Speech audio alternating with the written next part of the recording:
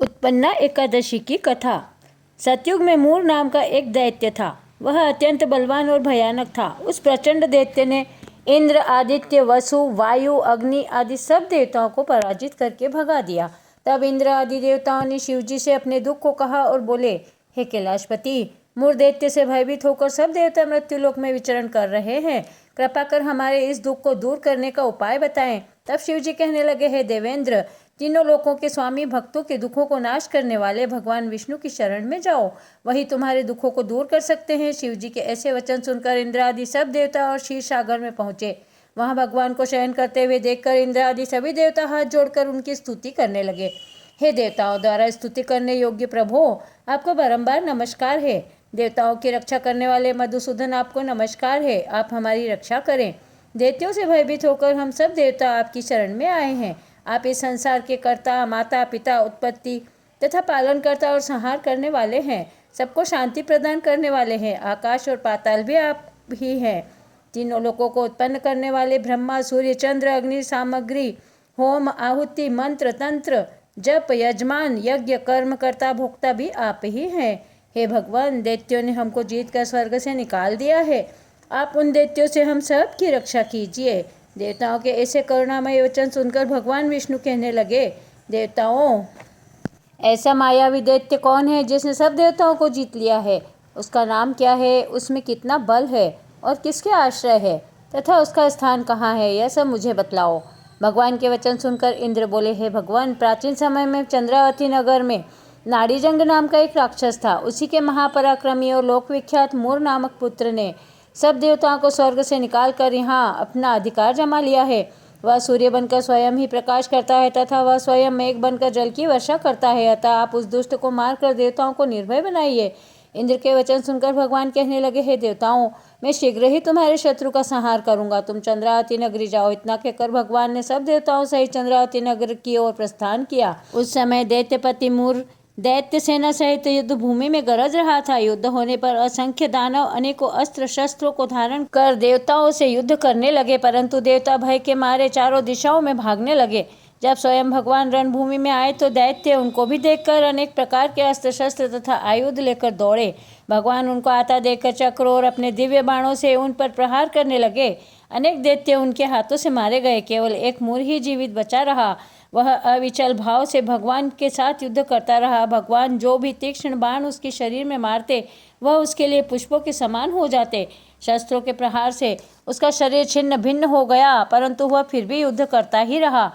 अब वे आपस में मल्ल युद्ध करने लगे और 10,000 वर्ष तक उनका मल्ल युद्ध होता रहा, परंतु वह दैत्य भगवान से पराजित नहीं हुआ। तब भगवान विष्णु युद्ध से थक कर बद्रिका आश्रम को चले गए। वहां पर एक हेमवती नाम की सुंदर गुफा थी। उसमें विश्राम करने के लिए अंदर प्रवेश कर गए। यह गुफा 12 योजन लंबी थी और उसका एक ही द्वार था। विष्णु भगवान वहां जाकर सो गए। वह दैत्य उनको सोया हुआ देखकर मारने के लिए उद्यत हुआ। वह अभी मारने का प्रयत्न ही कर रहा था कि उनके शरीर से एक अत्यंत प्रभावशाली सुंदर कन्या अस्त्र शस्त्र धारण किए हुए उत्पन्न हुई और दैत्य के सामने आकर युद्ध करने लगी। वह दैत्य उस बलवान कन्या को देखकर आश्चर्यचकित होकर उसके साथ युद्ध करने लगा।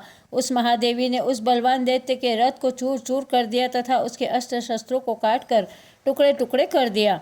तब वह दैत्य महान क्रोध करके मल्ल युद्ध करने लगा, परंतु देवी ने उसको धक्का मारकर मूर्छित कर दिया। जब वह दैत्य मूर्छा से जागा तो उस देवी ने उसका सिर काट डाला। इस प्रकार वह दैत्य तो पृथ्वी पर गिरकर मृत्यु को प्राप्त हुआ और बाकी दैत्य डर के मारे पाताल लोक में भाग गए। जब भगवान विष्णु की निंद्रा टूटी तो उन्होंने मूर दैत्य के कटे सिर व दोनों हाथ जोड़कर खड़ी हुई एक कन्या को देखा।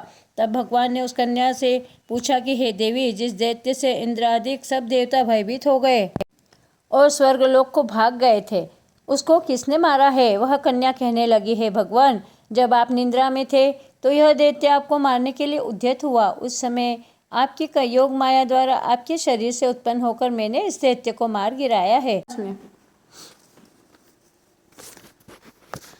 यह सुनकर भगवान कहने लगे, हे देवी, तुमने देवताओं के भय को दूर करके बहुत बड़ा कार्य किया है, अतः तुम अपनी इच्छानुसार वर मांगो।